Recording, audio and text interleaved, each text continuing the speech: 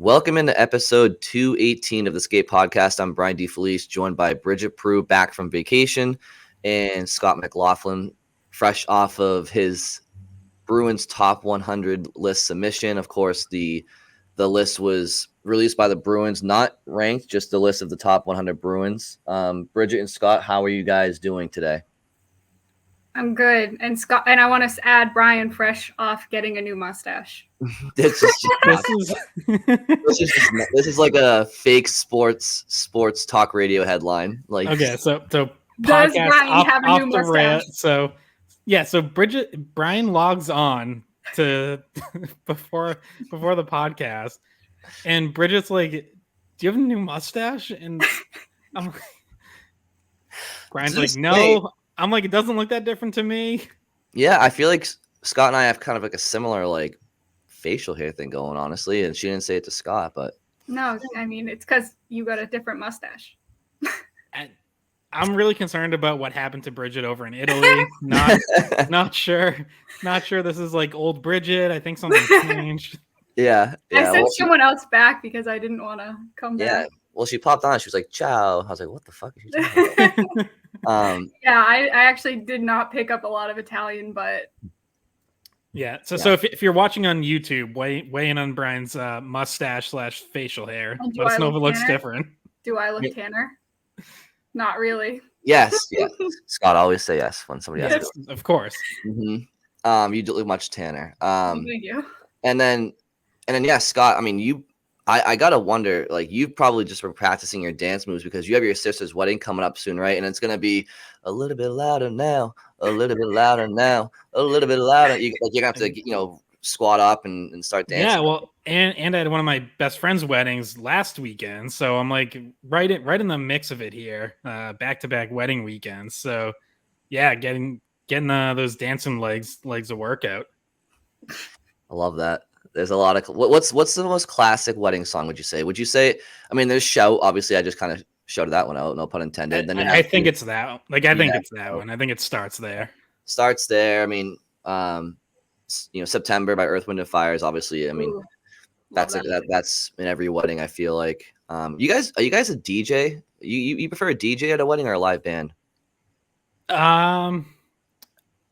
So I've definitely been to way more DJs, but my friends this past weekend had a live band. I gotta say they were awesome. Like they crushed it. I actually was not a part of this wedding, but it happened on the beach that I was staying at in Italy, and it was a DJ with a saxophonist playing over top of the music that was playing, and it was actually really fucking good. So I was so impressed by this guy. I don't know how he just randomly freestyled over every song. It was crazy. My friend's also, he's a very talented musician himself, and actually wrote a song to debut at his wedding at the reception, which I was like, that's just like that's raising the bar for everyone. Like that's not fair. Yeah, well, I don't know if I should say this. I went to my cousin's wedding last year, and nobody knew that his fiance turned wife was gonna sing "Coming Down the Aisle," and I couldn't keep it together. I couldn't get my cousin was one of the bridesmaids on the altar, and she's just trying to not laugh. It was bad. It was real bad. She lives in Tennessee. She's not going to hear this, but don't do that, Scott. At your wedding, I'm going to send it to her. Please don't sing down the aisle or at the altar.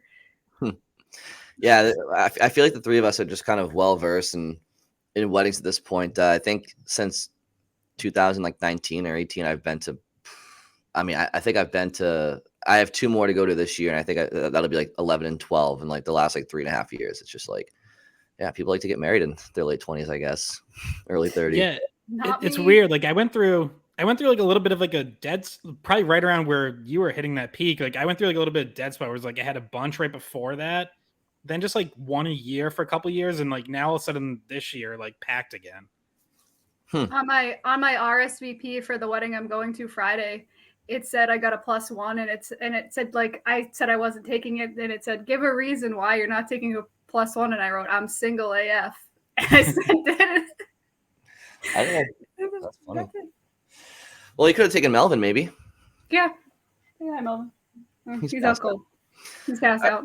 All right. I guess at this point we'll swing it back around to Bruins and NHL news. So right now over at Warrior Arena, we have Bruins rookie camp is going on this week. Next Wednesday, a week from today, is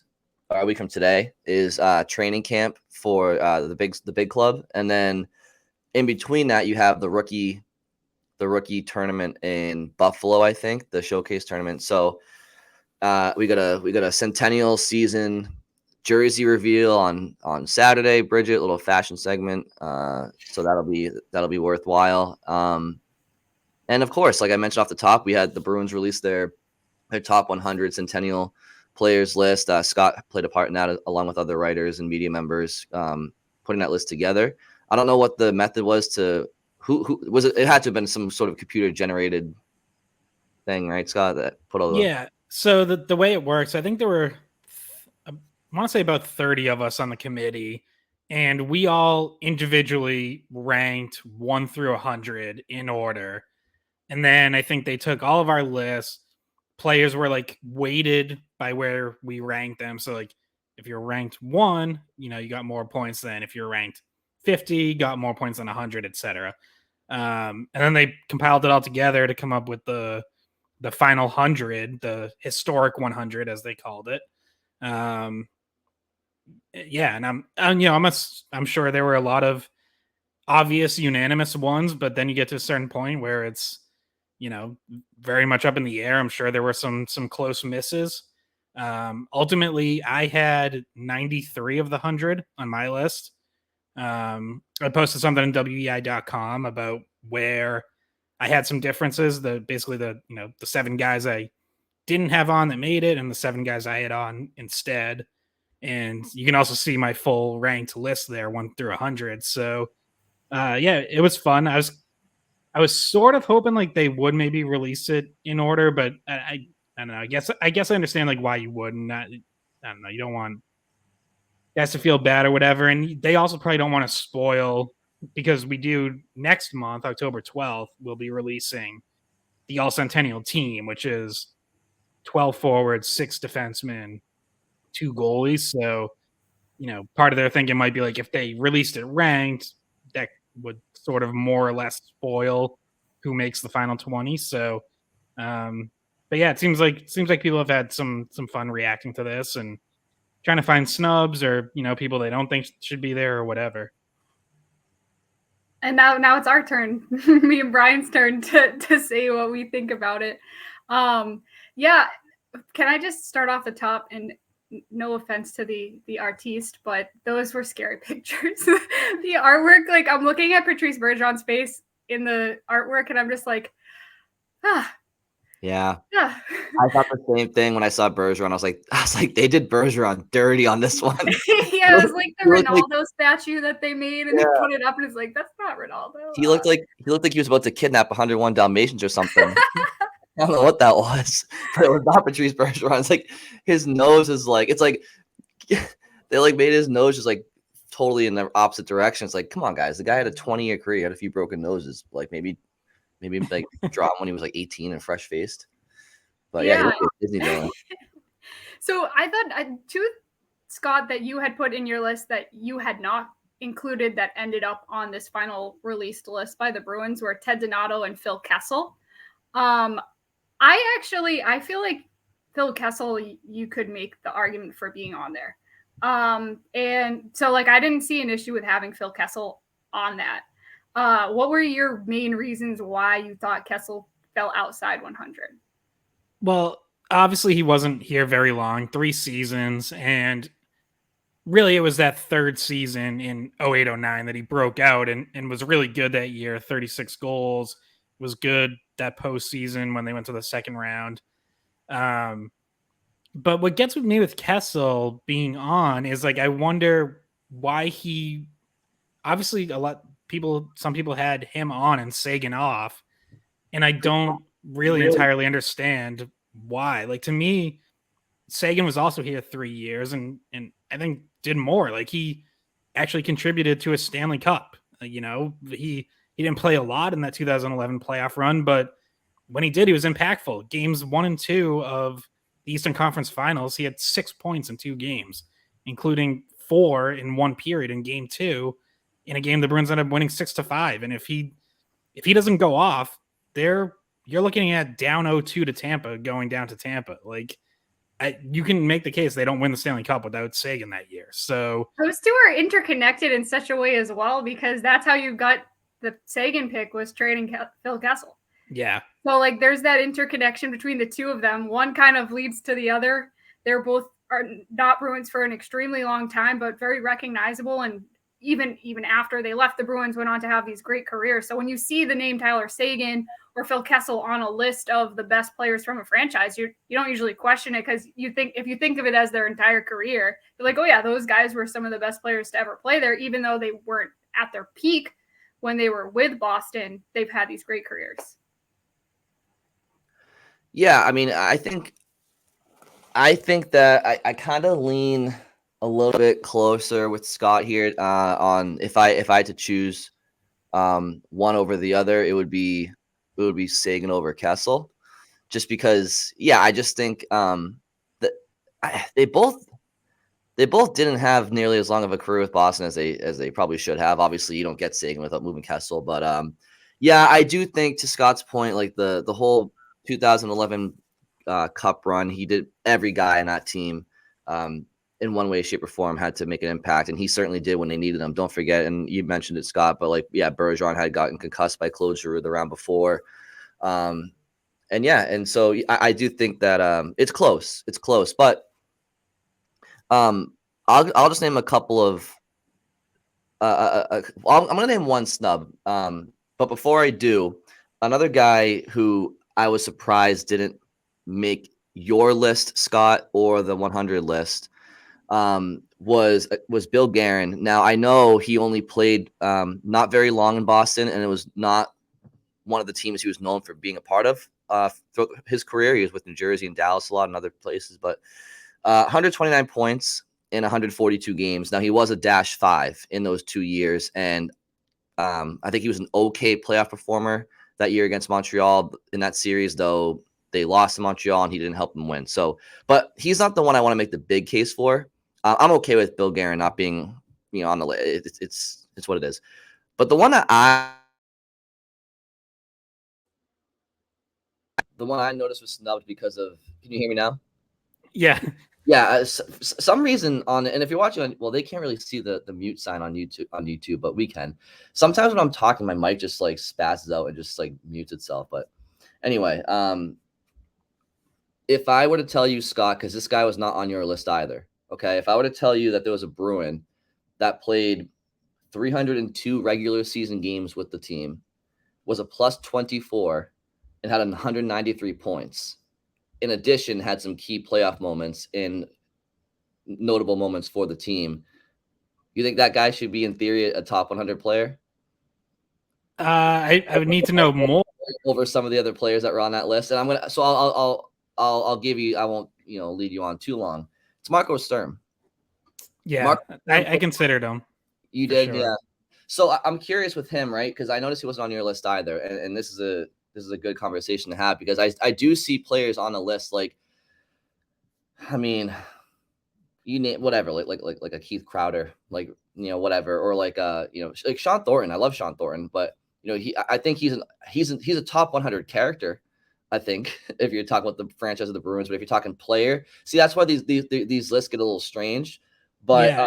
Well, and just before we go any further, I'll note that what we were told was to rank the 100 most legendary Bruins is how they termed it, and they left it up to us to define legendary. So okay, I will say, like, for me, that did change it a little, where like my list is not necessarily the 100 best Bruins in my mind. Like, okay, I made room for people who had legendary moments or playoff runs, or even just one legendary season, even if they weren't here very long.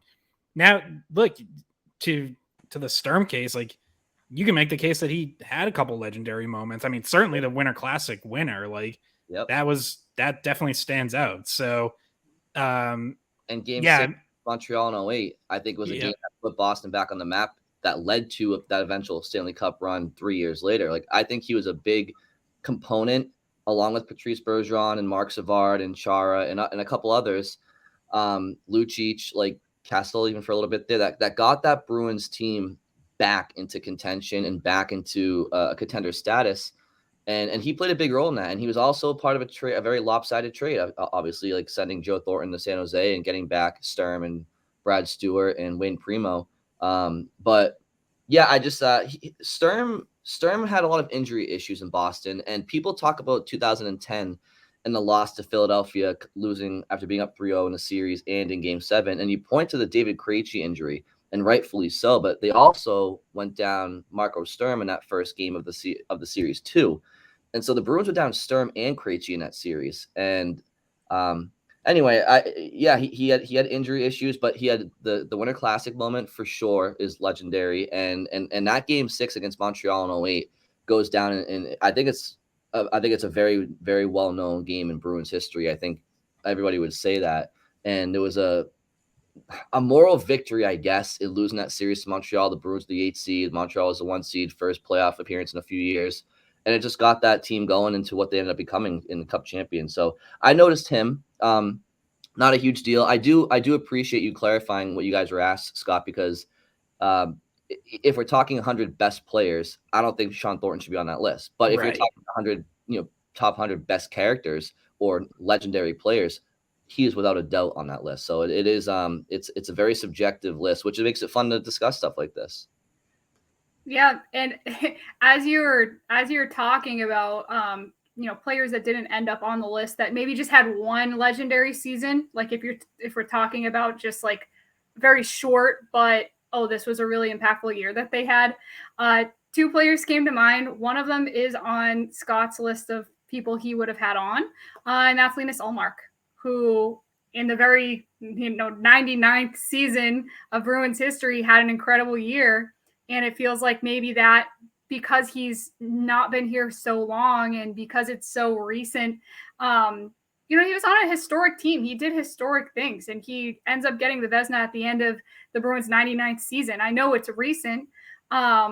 He recently has kind of become a legend. And you know what? If the team had gone farther in the playoffs, won a Stanley Cup, I wonder how many of the guys that are on the current team that would be on there over certain guys. I'm sure there would be more. So Ullmark is one of them. And then this one just came to mind because he's our friend from Sunday Skate, Andrew Raycroft, who in his first season with the Bruins won Rookie of the Year. So he's going to be pissed at you, Scott. You didn't have him on your list. We will see him as soon as Sunday Skate starts, and we have him on the show, sometimes before that. But you're going to have some explaining to do with Andrew Raycroft. I saw Razor at the Jimmy Fund a couple of weeks ago. He was there for Ness, and actually he was on the Greg Hill show too for a little while. And we were talking a little bit about it because Bergeron was asked to rank his top 5 Bruins too. And I didn't have the heart to tell Razor then that he didn't make my 100. But I'll say this, when I first was going through and just like putting down all names, that I was like, there's all the obvious ones, and there's like, I think this guy can make it. Razor was on my initial list and like definitely got consideration, again, just because of that 1 year. Ultimately wound up getting bumped off, but you're right. I did have Ullmark. Another one like in that vein of just one great season was Joe Juneau, who 92-93 had 103 points and set the record for assists by a left wing in a season. He had 70 assists, which was an NHL record that stood until 2 years ago when Jonathan Huberdeau broke it. And I feel like he's someone we've brought up before in conversations because, like, when we've been comparing stats in the past, like Joe Juneau has come up in our like research and for articles we've been writing over the past few seasons as well. Yeah, when Brad Marchand topped 100 points for the first time, it was the first time a Bruins left wing had done it since Juneau. So, those are guys who didn't make it. Your point about this team, if they'd won the Cup this year, or I'll even throw 2019 in there, it for me, at least for me personally, it would have changed a lot because and based on guys like that I had in who didn't make it, I think I put more weight on being a contributor to a Cup winning team. And from this recent era, it's like Charlie Coyle could have made it. Brandon Carlo, like those guys, Jake DeBrusk, like those guys aren't as far off as you might initially think, but not having a cup kind of hurts them if you're doing the compare and contrast against some other guys who do have a cup. Speaking of which, like one of my biggest snubs from, same sort of era as we were talking about Sturm was Michael Ryder, who I thought was always very underrated even when he was here, but played a huge role on that 11 team. He was third on the team in playoff goals that year, fourth in points, had the overtime winner in game 4 against Montreal in round 1, makes the huge glove save in game 5 in a game that the Bruins end up winning in overtime. Like, just had some terrific moments and was just a good player for, the whole time he was here. It wasn't that long, but, a very critical time in this most recent era and part of a cup team. So I had him 87th, I think, and was a little surprised to, that he ended up missing out. No, how much were you able to talk to the other reporters who were working on this? Like, were you not supposed to talk to each other? No, we did. I mean, there's like some texting back and forth, or if we saw each other at like development camp or whatever. I wasn't really. I don't know that like anything anyone else said like really impacted me, but like it was just fun to discuss, and there was no sort of like mandate of like don't talk to other people on the committee or anything like that. No NDAs. No. Well, at least not amongst us. Like we can't. That there were we couldn't discuss our list publicly until this came out. We can't discuss our all Centennial team picks until that comes out. So yeah, like publicly we're a little limited on what we can talk about. Scott, I also noticed you didn't have Greg Zanin or Byron Bitts on your list. What gives there? What's going on there, Scott? One of my friends immediately texted me about Brad Boys because when we were in high school we were big Brad Boys fans, and it's like, yeah, I mean he had one really good year, but unfortunately didn't hang around long enough. Gets traded for Dennis Weidman, which is funny when you look back on it because it's like initially that looked like a bad trade because Boys actually had a 40 good goal year in St. Louis that I think people forget, but. Weidman, for all the shit he got, like he was very good in that 08-09 season. Ultimately, neither one of them particularly close to my 100, but it was funny, like hearing from people who were just like throwing out, personal favorites that they wanted to see on or even just joke about. Yeah, well, I mean, up until from 07. Well, yeah, so they got traded in was it the end of the 07 season is when that trade happened. So you had Weidman for 07-08 through 9-10, and 07-08 was the year that they went back to the playoffs for the first time since pre-lockout, and he was their number one puck moving defenseman on those teams. You had Chara in his heyday, but he was not the transition puck mover. That was Weidman, and they relied on him for offense from the back end. And I think, without looking it up, I think Weidman had like 1 year with 60 points or something like that, Scott, as a defenseman. So yeah, he was a liability at times defensively, but for what he was asked to do for you, he was definitely a good player, top 100. He was one of the few Bruins players I can remember getting booed on home ice, however, but right before he was moved. And then he ended up having an all-star season right after. But by the end of him being in Boston, he was getting booed on home ice. Yeah, he finished 11th in Norris Trophy voting in 08-09. Like, wow. Yeah, 50 points plus 32. Played 24-39 a game. Scott, I also noticed on your in your article you posted your rankings 1 through 100, and I'm curious. I found David Pastrnak to be a little bit low at number 20. I think he was at this point, if he plays another 7, 8, 9 seasons, like. He's easily going to eclipse probably the team's record in goal scoring. He's been in the league for approaching a decade. He's one of the most prominent goal scorers in the world, has been for a few years.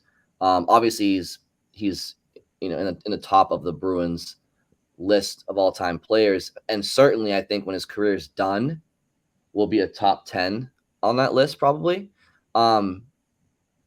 So do you see him jumping up your list at career's end? You just think he has more to prove still, longevity wise? You didn't, because you had some guys ahead of him that didn't have. I mean, Cam Neely, for example, I think was ahead of him on your list ranking wise, and the argument could probably be made that he's ahead of both him and like somebody like I know David Krejci was ahead of him. Yeah, Krejci, Marchand. Marchand. Yeah, I know these guys Marchand. had Martian and Krejci have a Stanley Cup to the name and more longevity. But if you're talking like projections and just what they've done to this point in his careers, maybe thought it was a little bit low. But Yeah, so I didn't project forward at all. Like, just for the sake of my ranking, I acted as if, let's say his career ends right now for whatever reason. Like, where is he? So that's where he ends up 20th for me. Yeah, I fully expect him to climb a lot higher than that. Well within the top 10 is within reach. Like, hey, if this next era of Bruins hockey, if they win a cup or two and he ends up as their all-time leading goal scorer, like, you're talking top 5, like that. So sky's the limit for where Pastrnak could end up. I definitely could have bumped him even higher than 20th. Like, that's sort of right around like an interesting spot where like I Wayne Cashman one spot ahead of him. It's like Pasternak's clearly a better player than Wayne Cashman, but Wayne Cashman had one of the longest Bruins tenures, won 2 cups, was a captain, and it's like, like that's a lot. Like, Pastrnak hasn't done all that stuff yet. And then it's like how do you even compare him to a Lionel Hitchman who has his number retired but played in the 20s and 30s? Like, that's tough. Then there's some goalies in there who won cup. Like, I guess I would say like that's sort of the biggest thing missing is Pastrnak hasn't won a cup yet. So, and I think most of the guys I had ahead of him have, or, you mentioned Neely. Obviously he didn't. Neely is he's first in Bruins history in goals per game. Still has the most playoff goals, even though guys like Marchand, Bergeron, Krejci have played so many more playoff games than Neely did. So that matters. Like, Neely, was so good at his best. And yeah, like, doesn't have the 60 goal season that Pastrnak does, but had the 50 goals in 49 game season, which is, after a serious knee injury, which was crazy. And just a testament to like how good he was, even for a little bit post injury. So yeah, and Neely has the added benefit of like the team identity. Like, he, along with Borg, like, just defined an era, and I think Pastrnak is just now entering sort of that moment in his career where he's gonna define this next era of Bruins hockey. yeah, that's fair. Yeah, I gotta go back and check the tape. I hope I didn't say that Pastrnak should be higher than Neely on the list, but No, you yeah. didn't. But you were just making the comparison of, Okay, yeah. Sometimes I have a comment because you're right. Like Neely also had a similarly, like, Pastrnak does have almost as many games and years as Neely wound up with, because unfortunately Neely just didn't last as long as he should have because of the knee. Yeah, and in that year where I think it was like 93, 94, when he had the 50 goals in like 44 games, or something like that, wasn't he? Weren't the Bruins like scratching him like every other game to like preserve him? So it also is like to have just like built-in nights off essentially every other game, but keep that mojo going is like, that's a challenge in and of itself. Yeah, which is why, like, if you look up like the NHL's official accounts of like 50 goal and 50 game seasons, he doesn't actually show up. He sort of shows up like below in a special category, because technically to qualify like as far as the NHL is concerned, it has to be 50 goals in the team's first 50 games, which it wasn't for Neely. But just in terms of production, it was, yeah, I mean, he was scoring over a goal per game in the games that he played that year. Yeah, and so I was also wondering, Scott, with your rankings of, like, I was looking through some of the defensemen that were on the list, and I was wondering, after writing your article and putting it out, has anyone approached you that either we work with or just read it and asked about some of where those defensemen were ranked, because I feel like there's a lot of defensemen on the list that are either still playing or were just the era right before this current era, like they retired recently, that some of where they felt like, oh, I might have put this person higher. I might have put, like, because Charlie McAvoy is pretty high. And obviously Torrey Krug is somebody that made the list as well. He was kind of in the middle. And you also had Seidenberg on there, Boychuk on there, no Adam McQuaid. So I was just, every time I was looking through where the defensemen were ranked, I always like was kind of questioning, like, oh, I wonder what was the thought process on that. Yeah, Adam McQuaid's one of the ones I've gotten the most pushback on, or have seen people, say like they wish he had made it. And on the one hand, like I get it, he was a contributor on a cup team, obviously really rugged. Everyone loved the effort that he brought for so many years. To me, that's where like I just don't know if he was really like a good enough player. He was third pairing. I mean, usually he was playing 12 to 14 minutes a game, and Sean Thornton was a fourth liner. Yeah, and I guess this is where I take some liberties with like the legendary word that they gave us, where I think Sean Thornton obviously was a huge, and not that McQuaid wasn't a fan favorite, he was, but I mean, Sean Thornton was like one of the most beloved players from that team, and like a true, like almost like celebrity locally, and still is. Like people still, when he comes on like the Greg Hill show, some people still tune in and want to hear from him. I think it's a little different with McQuaid. He was a little more reserved, not as much in the spotlight, not as much of that, like he was a fan favorite for the diehards, but maybe not for, all the casual fans, I guess. Certainly Thornton's fighting, adds an element too. He's second in team history in fights behind only Terry O'Reilly. So, yeah, like I would have no issue with someone putting McQuaid in. He just didn't make it for me. Like you can't put everyone from that 2011 team in. Some people mention like Greg Campbell and Dan Paille, and it's like, yeah, I mean, Campbell has an incredibly legendary moment finishing that shift with a broken leg against Pittsburgh. Like I absolutely can see the argument for that, but another guy that ultimately missed for me. Yeah, I don't think I've gotten too much pushback though on like where defensemen are ranked.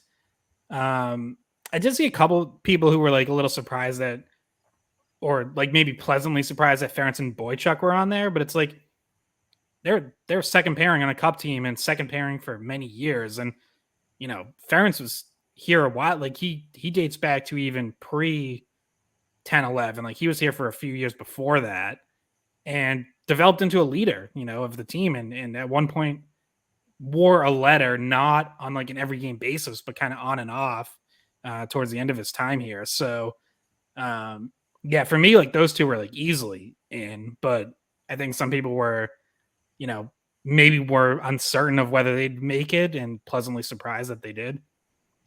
Yeah, well, Ferentz also flipped off 18 to 20,000 right. Montreal. That's enough to get him in the Bruins 100 list anyway. So, yeah, I mean, it's a great list. I mean, yeah, I mean, McQuaid, I mean, you mentioned, Scott, like how you can't have every guy from those 2011 team on a list. Obviously, you're kind of being facetious, but at the end of the day, I mean, when the franchise only has whatever 6 championships in its 100 years, and you just pull like 4 or 5 legends, or not legends, but 4 or 5 players from each team, I mean, you still have room for a lot more.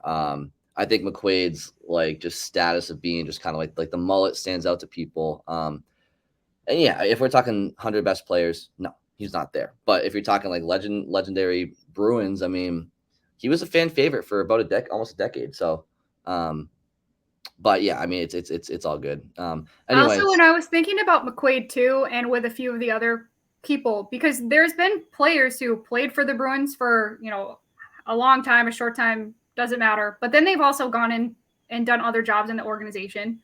Mm-hmm. So like you're talking about Don Sweeney, you're talking about Adam McQuaid, who's still in the organization in the development side of things. And so I didn't know if you were allowed to consider some of the other aspects of, even when their career ended, like their impact on the Bruins.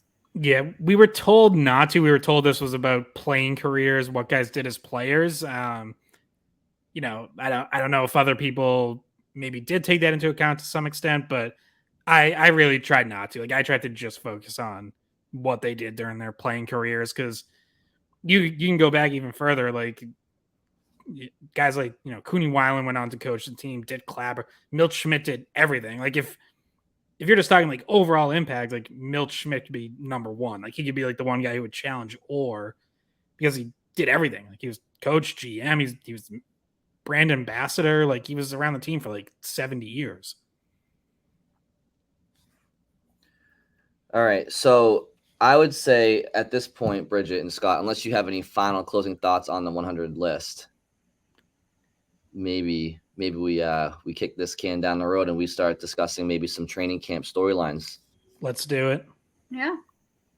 So obviously, as we set off the top, I mean, the rookie camp's going on this week at Warrior. You have the rookie tournament in New York. I don't know why I just said tournament, like I'm from Long Island. Tournament. In one of my roommates in college used to say it like that, tournament.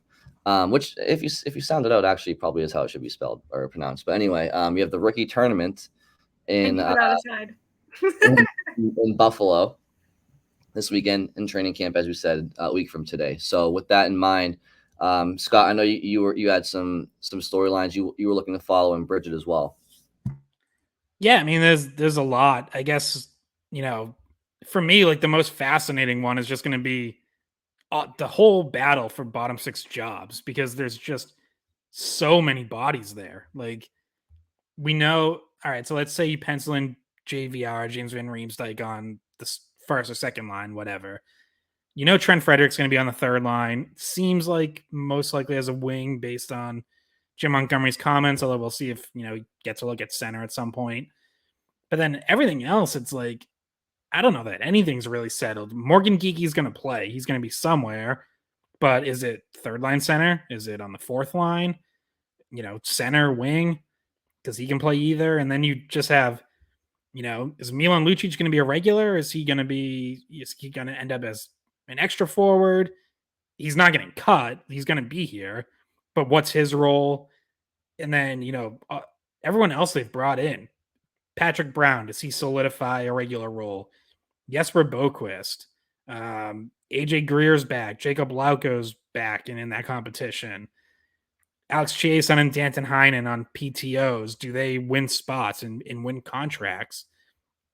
All the young guys who could push that group, whether it's Georgi Merkulov, Johnny Beecher, Mark McLaughlin. You know, I don't know if Fabian Lysell is necessarily pushing for a bottom six job, but maybe he could be a third liner. Like, so maybe throw him in as well. I just think that entire group is just, there's just so many people there, and like a lot of players who bring different things, some speed, some bigger, more physical, some, you know, better defensively. Like, it's just all over the map. So just how that plays out, I think, is going to be really fascinating. Yeah, and you kind of alluded to my lead storyline, which I think is like fairly obvious because of the lead up to this season, losing both of your top two centers.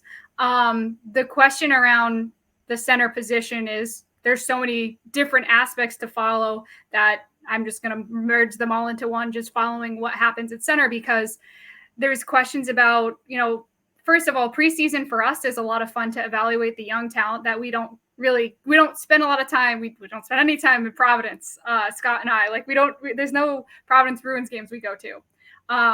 Scott was at rookie development camp, and you know, he saw a few of the younger guys this off season, but for a majority of people, it's the first time they're going to be able to see how those younger centers like Merkulov get mixed into the group. Where do they stand?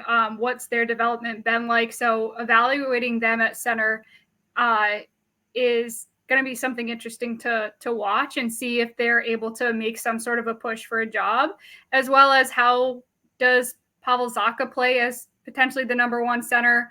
How does Charlie Coyle play? Like where are they matching them with? Because we've had conversations on here before. Do they put Zacha, keep Zacha with Pasternak? There's just a lot of rotation that could happen, and it's going to be a lot of trying to find the best fit for those two centers, and then trying to move around the guys in the bottom six.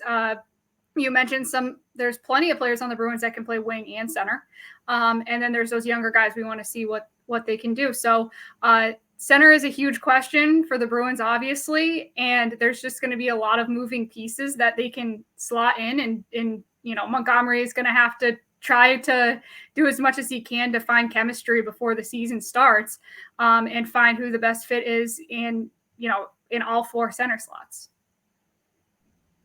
Yeah, center ice is a massive talking point and place to watch, not only in preseason but just throughout the regular season as well. And I have less questions on defense. I have less questions in goal. I mean, my biggest question in goal is one of Allmark or Swayman eventually maybe moved, and that's just such a who knows. But that as far as their performance goes, I have no questions. And so for me, it's in addition to what you guys have discussed. But yeah, I want to watch Georgi Merkulov in training camp and Fabian Lysell and see if some of these younger guys that have higher upside, some of these younger players that are projected to not just be a fourth liner, right? Like see if they can they take advantage. I mean, again, we've talked about it. Fabian Lysell is turning 21 in January.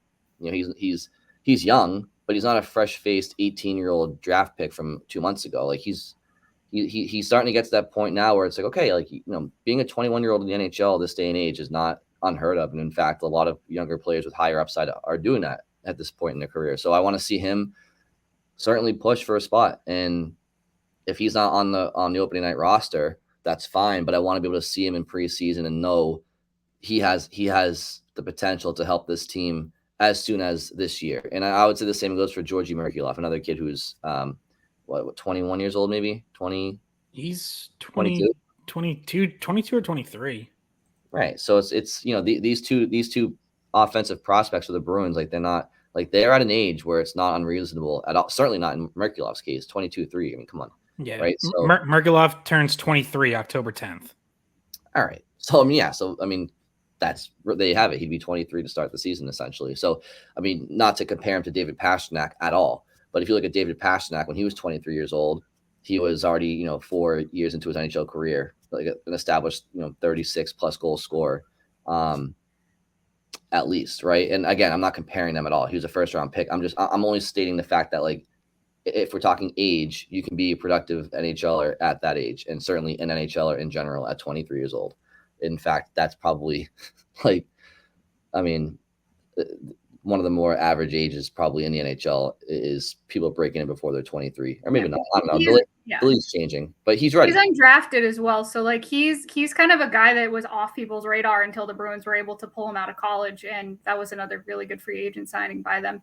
But like to your point about seeing Merkulov and Lysell, and I mean, Mason Lohrei as well. So even like the youngest of the group, you're going to have a chance to see what they look like against actual, NHLers. It's not just where they rank amongst themselves now. It's not even just where they rank in the Bruins depth chart. It's like, okay, does this young defenseman, say Mason Lohrei, get exposed doing this or that? And how do we fix that? And how do we develop him further? Like finding strengths and weaknesses of those players against NHL talent, against veterans, against players in their prime, and seeing how they match up against those players, rather than we're just, we're not talking about seeing them against guys in the AHL or guys that are also rookies. Like we're seeing them against the NHL talent, and we're going to be able to have a better idea of how far they are from making an NHL team. Or maybe if they look ready, you're pleasantly surprised by how certain players' hockey smarts are, the way that they know the game, the way that they're able to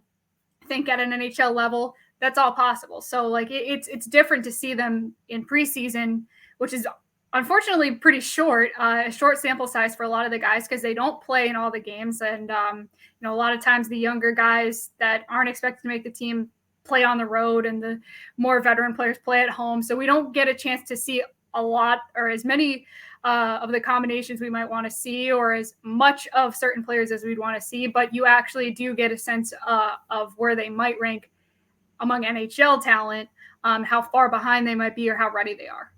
Yeah, and what you do get is you get those young kids still playing against NHL talent in those preseason games because a lot of teams do exactly what you just said, which is veterans play at home, then they're not going to make them travel, so the kids go on the road. Well, what that means is you get veteran home team against kids road team.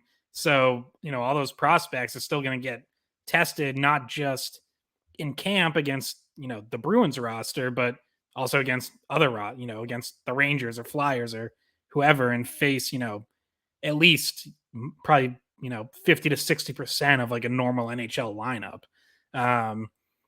Lorei brings up another, I think just not one of the most interesting because, as Brian said, defense seems a little more settled, but just a storyline to follow is, does someone upset the apple cart on defense? Like, is there something we're not anticipating? Because if you line it up right now, you'd say, okay, Grizzly McAvoy, Lindholm Carlo, Forbert, Shattenkirk, Zaboral, probably the seventh defenseman.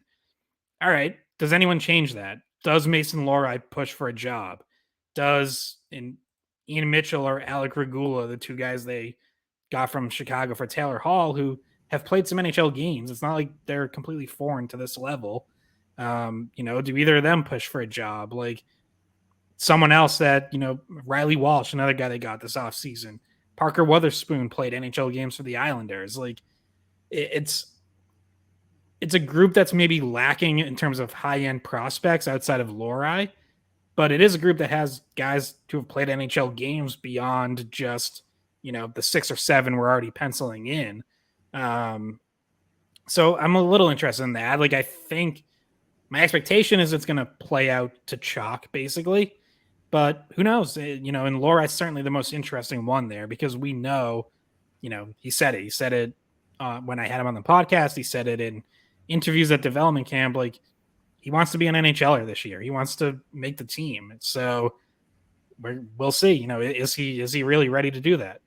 And Connor Clifton left in free agency, so that does, change the depth chart in there a little bit, towards the bottom end. You lose Clifton. That was another person who was during the playoffs, at times the extra defenseman, at times playing. So he's got a little bit of extra room there. But like you mentioned, defense is so solid for the Bruins. It's going to take quite a bit or an injury for him to crack the lineup out of camp.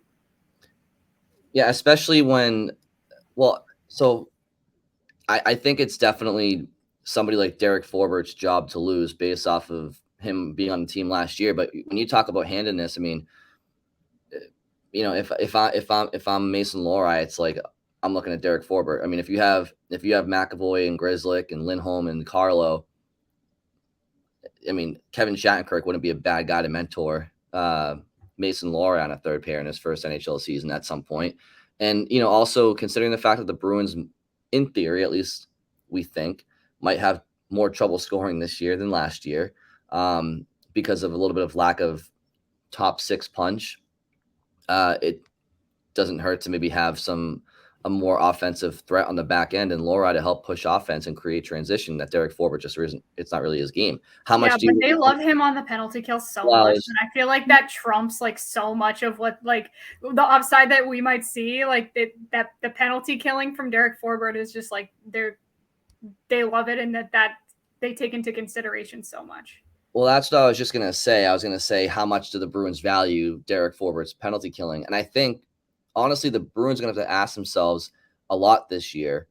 Like beggars can't be choosers. Like we need to address certain things because last year they had the luxury of having the greatest regular season team in the league's history, at least in the standings. So they had the depth to and the luxury to sit there and be like, well, we can use Derek Forbert for his PK, but when you're lacking offense potentially this year, you might have to sacrifice a little bit to gain more in other areas. And they're going to have to, they can't be so stubborn this year. Their roster doesn't allow them to be so stubborn anymore. And, as far as like Scott mentioning that the Bruins don't really have many defensive prospects outside of Lohrei, I would also add like the Bruins don't really need defensive prospects right now because you have your number one defenseman for the next decade on your team in Charlie McAvoy. Brandon Carlo's in his prime. Matt Grzelcyk is still a good player, obviously. Lindholm you have locked up for another 7 seasons, and you do have Lohrei, right? So the Bruins aren't going to be needing a number one defenseman for another 10. Like right now, in the Bruins, the state of their franchise, they don't need to have a ton of defensive prospects because they have young, solid, better than solid defensemen right now at the NHL level, and they do for the foreseeable future. So beyond Lohrei, it's good to have those assurances you were mentioning, Scott, the guys with NHL experience. But unlike the center ice position where it's kind of like, where's that next guy coming from? The Bruins have that, like the Bruins have their Patrice Bergeron of 10 years ago right now, and Charlie McAvoy, and you have, Mason Lohrei coming up too. So they're okay there. But yeah, it's a fair thing to watch. Like we say the defense is set. If I'm Mason Lohrei, I'm questioning that. Is it set? Can I trump Derek Forbort on a third pair as a left shot? That I think I can. So it might not be right away in October, or the first week of the season, but something to watch definitely as the season goes on. Yeah, you're right. Like that's, I always think of on conversations like this, Brad Marchand years later, during it, and it must have been around this time of year, I'm assuming, told us, he was like, yeah, when I was younger, like when I went into camp, I would point to players on ahead of me, quote unquote ahead of me on the depth chart and say, that's the guy I'm beating out. And it's like no kid's ever going to admit to that at the time, right? Like, I've talked to a couple, like I've mentioned Martian saying that to a couple younger players, the last couple years. And it's like, yeah, obviously like, they're never going to say that, but I do wonder, like Mason Lohrei internally looks at Derek Forbort and says that. I hope he does. Like that's a great attitude to have. You don't have to be arrogant about it. You don't have to tell anyone you're doing it. But yeah, he should. Like he should look at it and be like, I can beat him out for that job. And it could even be a situation where, to your point about like if they need more offense, maybe it's Zaboral getting knocked out of the pitcher, and Lohrei plays in matchups where the Bruins think they need a little more offense. Maybe they're not facing a top power play or whatever. Forbort plays if they think they need a little more defense that night, or they are facing a top power play. Like Lohrei can contribute and be on the NHL roster without necessarily playing every single night. He can't do what Zaboral did last year. Like you can't have him on the NHL roster and then have him go a month without playing. That doesn't help anyone for a kid who's still developing. But if he's playing every other night or something like that, like to me, that's still valuable. We've seen that before where like, a Tyler Seguin wasn't a full-time player right away, but it was like, but he has a role and he's going to play often enough that it's worth having him here. So that's also a possibility. One thing too, Bridgette, and I was just thinking about this literally in the last 5 seconds, is that because, well, first of all, yes, Scott, that's exactly right. Like you don't want to ice him out. You want to either have him playing, whether it's in Providence on a regular basis or in the NHL on the bare minimum, like an every other game pace. Like you don't want to ice him out. That hinders his development for sure. Bridgette, also like to the Derek Forbort thing, like I was one of those people last year where like people were like shitting on Forbort, and I was like, guys, look, I was like, the Bruins are scoring at an incredible pace. Like they have McAvoy, they have Lindholm, they have Orlov, they have all these guys that can push play up on the back end and also defend well. It's okay to have a defensive minded guy that just eats shots in the penalty kill in the playoffs. It'll be great. And in the regular season, it was fine. I mean, and he did get injured a couple of times blocking those shots. But then in the playoffs, it's like the Bruins penalty kill was not great against Florida, and he's a part of that. So you know what? Hey, I don't know. Maybe he also was injured going into the playoffs, though. Like I think did he even play in the last game of the regular season? Is that his first game back?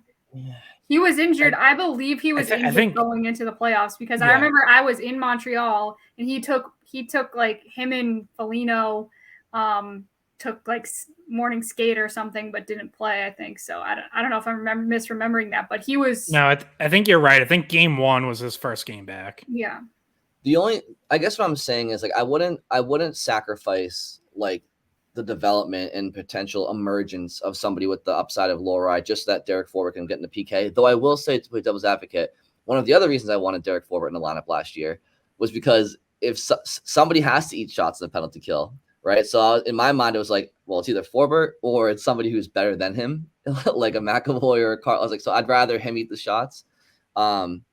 Anyway, but I think we're all kind of on the same page. These spots are for grabs.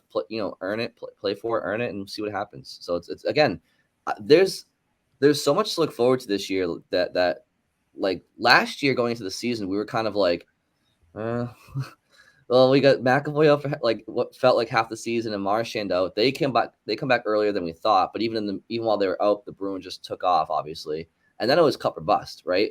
But this year, there's so many different storylines to follow, and so many players that are trying to fight for jobs and prove their worth and show that they can elevate their game. And there's a lot of chemistry that needs to be formed. And there's a few players that like we want to see how much they have left in the tank that are towards the end side of their career that have been added. And then there's some players that they've added like Boquist and Geeky who maybe feel like they were just in the wrong fit and trying to find a better fit here, trying to see if they can like resuscitate their career and what they want it to be. So there's definitely a lot of storylines because there was so much turnover.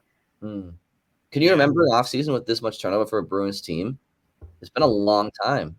I mean, maybe like that 07-08 season, like when they brought in Claude for the first year, and you kind of had like that same vibe where like a bunch of new guys like Peter Schaefer came in, Glenn Metropolitan, like I'd go down. Lucic was one. Like there was so many different guys. Like it was such a random mix of players that year.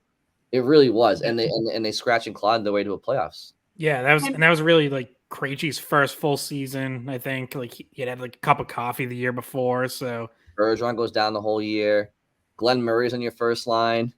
Petteri Nokalainen's on your fourth line with Jeremy Reach. Remember those guys? Like, PJ Axelson was on that team. It was such a Chuck Kobasu, was one of your like better forwards that year, right? And like, so yeah, sometimes when there's a lot of turnover, like but again, this Bruins team, top to bottom, they still expect to compete and contend for the playoffs at the bare minimum. So it's not like these guys don't have any pressure on them. Oh, there's so much turnover, there's so many unknowns, but like no worries if you guys don't perform. Like no, it's their 100th season, and so that's another element of it where it's like it's all these new pieces, but the pressure is still there to perform. And that creates a massive storyline that we haven't even talked about, which is Montgomery having to coach probably a very different way this year, how he's able to go from handling the maybe best team of all time to this team that is going to have to find chemistry. He was able to be the good guy a lot last season. Probably not going to be the case this year. He was able to have his leaders kind of dictate the locker room, have Bergeron speak up. Bergeron's not there anymore. So like where are the voices going to come from this season? How much is Montgomery going to have to change how he coached from last year? Because this is a completely different task for him. Yeah, I think Montgomery is going to enjoy this season, honestly. Like, if you look at, him as a college coach building teams at Denver, when he was in Dallas, that was a team that was incorporating a lot of, had a veteran core, but was also incorporating a lot of younger players. And obviously, he had a blast last year right up until the playoffs. A team like that is any coach's dream to coach. And this year is going to be more work in the sense of finding the right lineup and all that. But I get the impression like that's a process Montgomery really enjoys, is like trying to fit things together, trying to get more out of guys in different roles. And in a way, I think almost sort of suits his style better. Like he had, last year was was a new experience for him too. Like he had not coached an NHL team like that. That was the favorite, that had the absolute highest of expectations. And that might be part of the reason why he, in the playoffs got, a little loose with the line changes and whatever. Was he hadn't been through that before and didn't quite get it right, obviously. I think he's well suited for a team like this that's going to have to come together and grow. Like, I think those are strengths of his as a coach. And there's not that there's always going to be pressure when you're a coach in Boston, but there's not going to be the pressure of last season of like, hey, it's cup or bust. Like anything, even if that team loses in the second or third round, it's a major disappointment. Like this year's different. There's not going to be that pressure. There's still going to be pressure to perform because it's Boston and the Bruins have a very passionate fan base, but there's not that pressure of like, oh boy, like I just better not screw this up. Like the only thing I can do here is screw this up. It's not going to be the case this year. He can do a lot to help this team come together. Yeah, he absolutely can. And I think that, yeah, he had a different task last year. Yes, he got a lot out of some of these guys like Frederick and others, but it was a very veteran heavy team. And while they did replace some veterans that left with some other veterans in Lucic and Van Riemsdyk and Shattenkirk, like there's clearly a different task this year for Jim Montgomery to connect with these players and get the best out of them when the roster on paper isn't what as good as it was last year. One of those elements, and Scott, there is an NHL league story regarding a certain coach that I know you wanted to get to at some point. But before we do, Bridgette, I wanted to get your opinion. We didn't get a chance to discuss this with you, but speaking of Jim Montgomery, he, a former Denver Pioneer, is back with Boston, at least on a professional tryout. Do you have an opinion on the Bruins signing Danton Heinen to a PTO? Same thing as I would say with a lot of the the acquisitions, the low risk acquisitions that they've had. I mean, same with Chason. Why not try it out? I mean, it's pretty much no risk at all. He's just here on a tryout, so I don't see an issue with that. I mean, I liked him when he was here. He hasn't had the most fruitful career. When he came out of school, he was projected to be a little bit better than I think he turned out to be in the NHL. But maybe this is a second chance for him that ends up being a better fit with the coach, like you mentioned, the coaching of Montgomery. And there are spots to be had in the bottom six. So let him have a crack at it. What's Anders Bjork doing this year? Should I give him a piece? Wait, no, didn't he get traded to Chicago? Yeah, I think he was in Rockford. I don't know where he is now. He might be still there. Yeah. I don't know. He wasn't on your 100. Just missed. Just missed by about 950.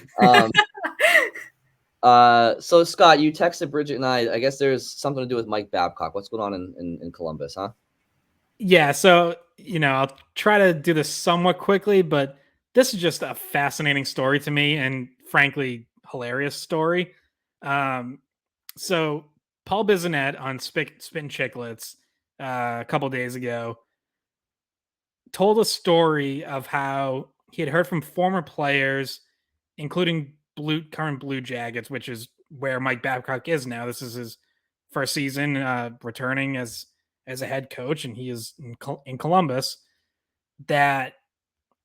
So Biz said that Babcock was like having players turn over their phones and like projecting photos, like going through photos on their phones as like part of an exercise to like learn about players or like what kind of people they are, and was like putting them on a projector in his office or something.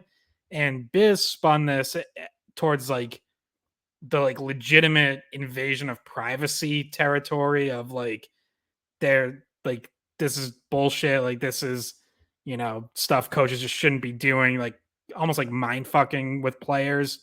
And Babcock denied it. Columbus captain Boone Jenner also put out a statement saying that like when he met with Babcock, they were just talking about family stuff, and Babcock just asked to see some photos of his family, and it wasn't at all how it was portrayed.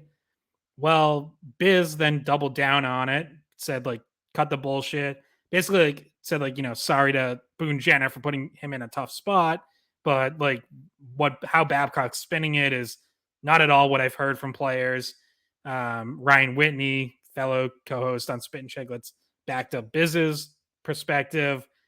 And so like I just find this incredible because it's like now Babcock, who is no stranger to controversies and has had some weird situations like this in the past. Like people might remember when Mitch Marner was a rookie, there was a report that he had Marner like rank his teammates' work ethics or something, and then shared it with the whole team, and it like just made things really awkward. Where like Marner was like, I didn't know he was gonna like, I didn't even want to do that, and I didn't know he was gonna share it, type thing.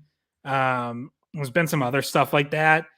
Like, look, Babcock's a hard ass. So he's like very old school, and he sort of has this reputation of like not being very welcoming to players sometimes.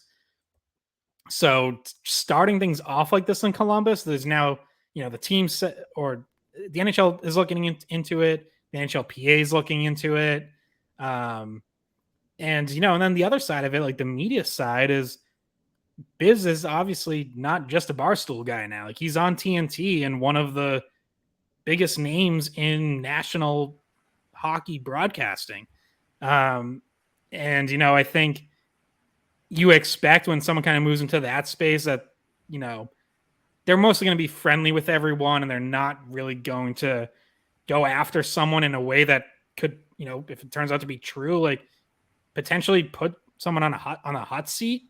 And in this case, Biz is obviously not towing any sort of company line. Like he doubled down on and is clearly going at Babcock and very clearly does not like Babcock, has heard from other players who don't like him. And I'm fascinated by like where this ends up going because it's turned into like a pretty big story. It was not just a sort of a one-off comment on the pod. It's now something bigger than that.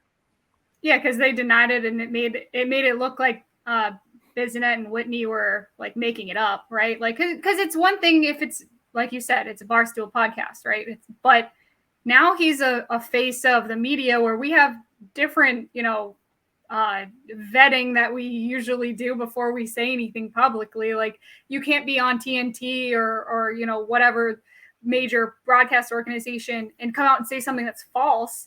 And then, you're risking losing your job. So, I really hope he vetted what he said before he did, because then his job is at risk, honestly, if somehow it comes out that, this was kind of like a made up or misconstrued situation. But that's the difference between his new job and, maybe back before when he was just doing the podcast. So that maybe this is, we find out, is a lesson learned on his part. But if he's telling the truth, which they did put up a screenshot of the text.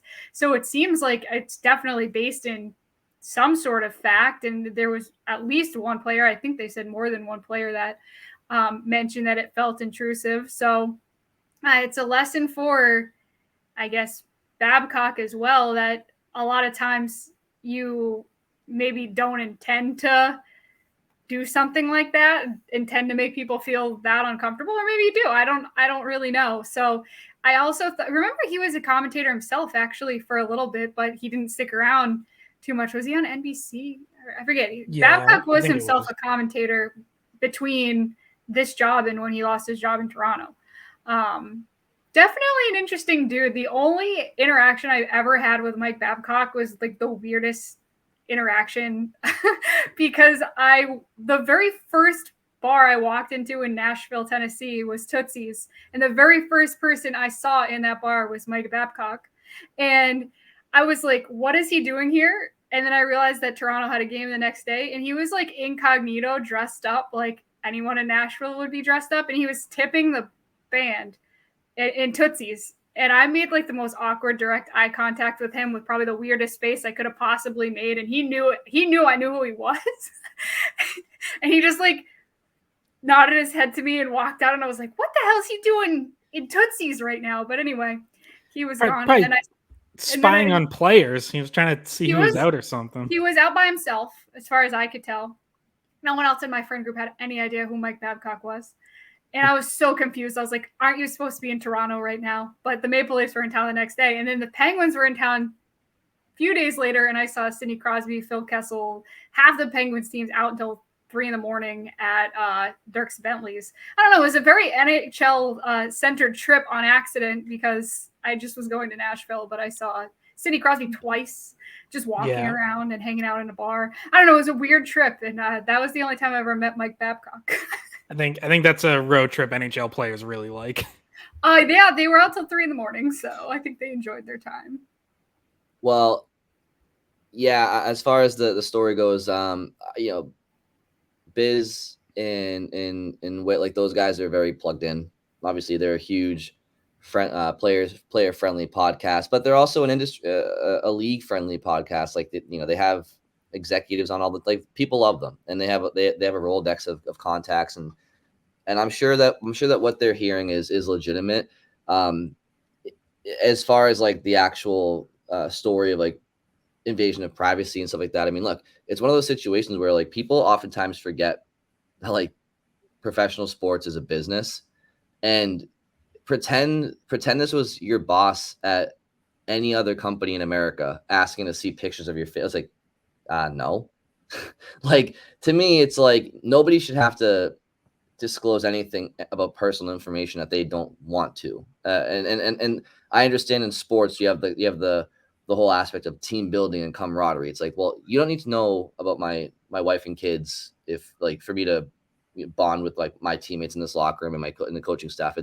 It is people are allowed their personal lives and the privacy to be held there, and especially when you're a professional athlete, that is your place of work. Like, you do want to keep things separate, and if a player initiates this, that's one thing, but you shouldn't be obligated by your employer and your direct boss to display this. So if it is true, I do think it is. I get what Babcock is doing. He's trying to build trust and personal relationships with people so that the team can be closer. I get it, but you have to remember, Michael, that it is business and that you can't force people to do that. So if that is the case, it is crossing a bit of a personal boundary line. As far as Paul Bissonnette and just like how he handled it.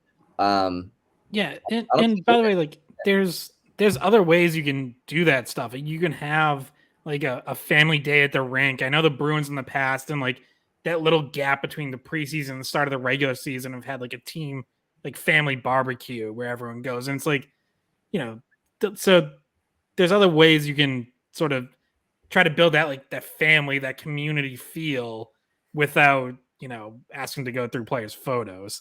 But yeah, so can you imagine what would it look like if you showed us your phone, Scott? Just a bunch of mirror selfies and some pictures of your dog, and it's my dog, it's beer, and it's me kayaking. Like those are all my photos. I just like really juicy stuff. Speaking of juicy stuff, I just got pictures of like Chick-fil-A chicken sandwiches and stuff, and waffle fries. Well, if anyone looked at mine right now, it wouldn't be good because I just came back from vacation. It's just all me, like, out having fun on a boat. I'm gonna say I would just be jealous, and then I'm like, throw your phone in a lake or something. Yeah, just me drinking all the wine in Italy. Yeah, so putting people's personal camera rolls on display for any sort of reason is a no-go, Mr. Mike Babcock. So yeah, I mean, it's a stupid story. It's like what? Yeah, just quickly, like, to close this in a little bigger picture, I'm just fascinated how that's going to work this year, because I don't think like that's a good fit for him.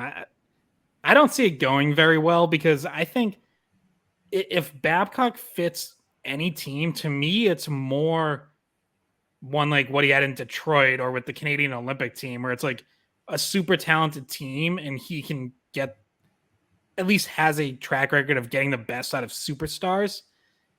Columbus is rebuilding. Like, that's a really young team, and they're incorporating a lot of high draft picks and getting them, incorporated, into the NHL. And I don't think that's Babcock's strength. Like I know what Columbus was thinking. They see Babcock as sort of a culture setter, a guy who's won, who wants to, they want him to come in and be like, hey, here's what it looks like when you win. Like, this is what we're building towards. This is the kind of culture that winning teams have.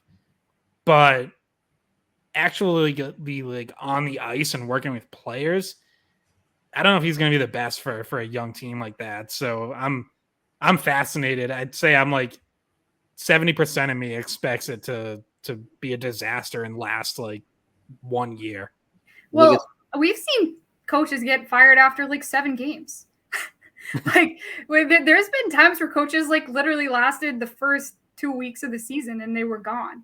So like if there was already issues with the locker room in that early part of the season and they lose the first like 6 out of 7, I don't know. Maybe he's out. Like there's been short leashes in the NHL before. Which coaching situation in the league would you say is more dangerous?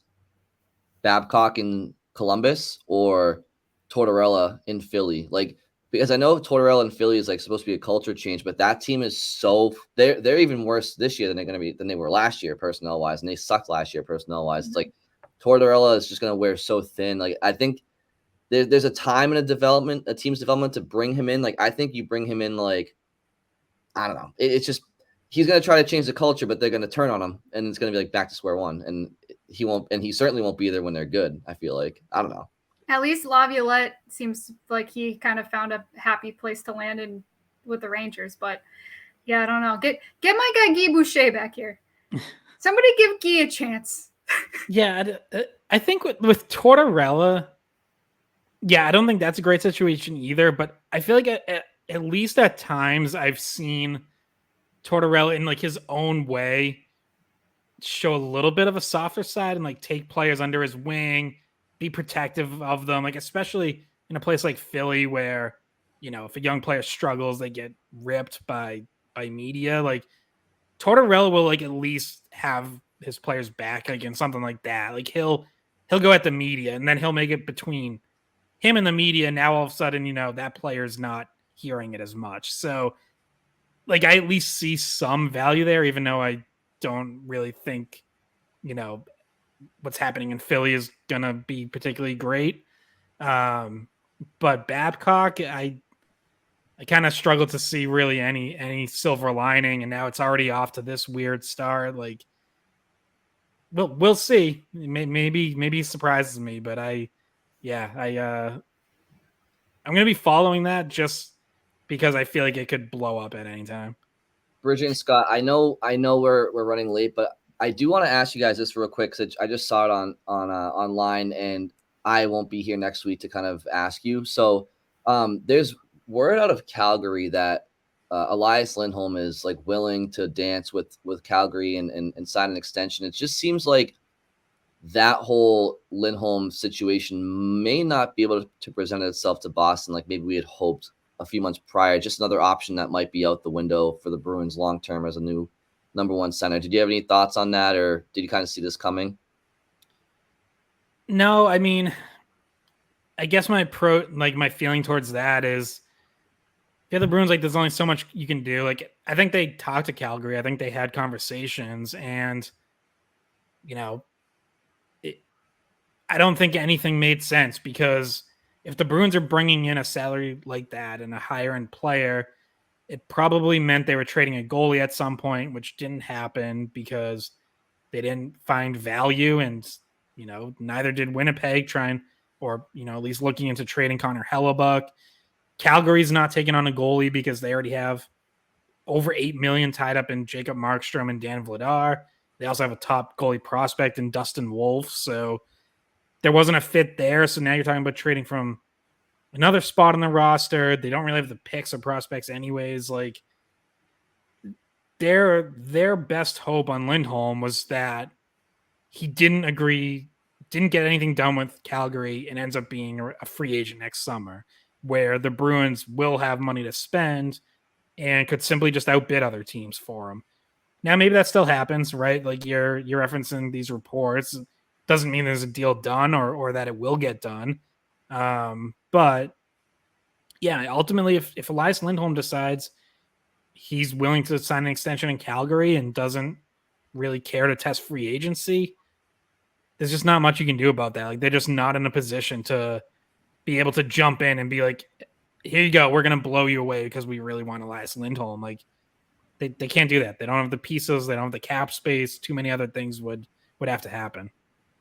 It's just interesting because, like, I know the Bruins, I think we're all on the same page. The Bruins are willing to ride Coyle and Zacha to start the year and see how it plays out. But that's still not, like, long term. They still know that they have to get a number one center, and it's probably since nobody in the system that we can really point to. It's going to have to be external through a trade or free agency, and it just, even if it's like through free agency, it's just like how many number one centers are available next year. If like Lindholm signs, it's like, who do you really have to choose from? So long term, it's like, yeah, like Coyle and Zacha for now, go for it. But it's still like that their long term plan. It's like still just like whoever's available in the market. Is that like what they're banking on? You know? Sorry, Bridge. I know you had a thought on that. I was just gonna say, I think that there's no big moves left before the season to be had for the Bruins just because of their cap situation, and we've seen them make all those little moves, and they're gonna roll with hoping that one of those risks that they took, minimal risks, but just risks on players that maybe hadn't panned out other places, works out for them, and they don't really have any way to make one of those bigger moves at this point. Right, but that's why I'm even kind of asking about, like, even beyond this year, like next year. Yeah. Like, that's kind of what I'm getting at, you know? Yeah. I mean, another potential option is, like, if you're willing to take on someone else's bigger contract, like, there could be a center out there who signed long-term right now, but ends up being available via trade. You just have to be willing to take on that contract. And, like, one guy I'm thinking of is Tomas Hertl, who the Bruins have been linked to in the past, just signed a long-term extension with the Sharks last year, and yet this summer his name popped up a couple times 1 year into that extension. I think it was an 8-year extension, and it's like, yeah, I don't know, like, if things aren't going well in San Jose, is he available? Like, do they decide, you know what, hey, he's approaching his 30s, us having him locked up might actually not be the best thing for us going forward, let's get what we can for him and actually embrace a rebuild, which the Sharks have been doing this weird thing where, like, for whatever reason, they don't want to tear it down and rebuild, but they've just sucked for 4 years now. So it's like, you probably should have at some point. But like, yeah, like something like that, where it's like, yeah, you don't have the freedom to sign the guy on your terms because he already has his contract, but something like that could pop up. Well, thank you for the impromptu opinions there, guys. I just saw that, and I just know it's something we've been talking about all summer. And again, yeah, not so much for this October, but maybe for the spring or next season. It's like, I just feel like the Bruins are kind of at the mercy of, okay, when we get cap space, who's available, and but you just mentioned, Scott, like, maybe there are other circumstances where somebody's already signed long term and they end up getting traded. All right. Well, we're over an hour 20 into this, guys. So if you have any final thoughts, we're probably good to wrap this one up. All good. Good. All right. Thank you all for listening. We will talk to you very soon. Hey, guys. Thanks for watching the Skate Podcast. If you want to see more of our videos, visit our playlist.